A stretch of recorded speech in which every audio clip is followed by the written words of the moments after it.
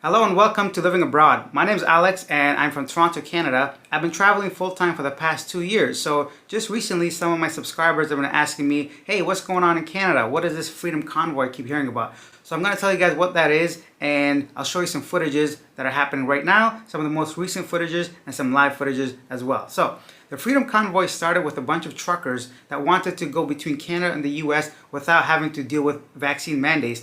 They didn't want to be vaccinated, so they drove their trucks to Ottawa to protest, to have a demonstration voicing their concerns over being required to have vaccination. Now, it was only about 10% of the truck drivers because over 90% of them are already vaccinated. So this grew to a much bigger situation, a much bigger protest. More and more people show support.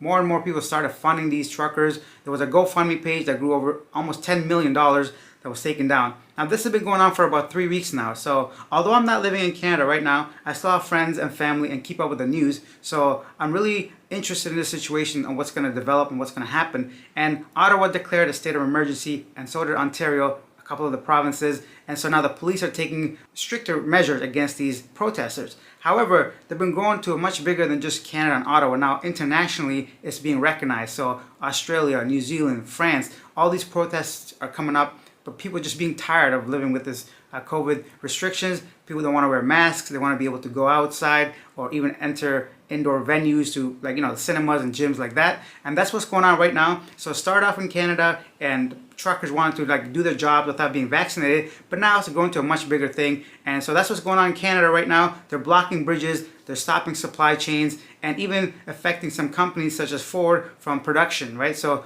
not being able to produce what they want to produce. So it's really affecting the economy.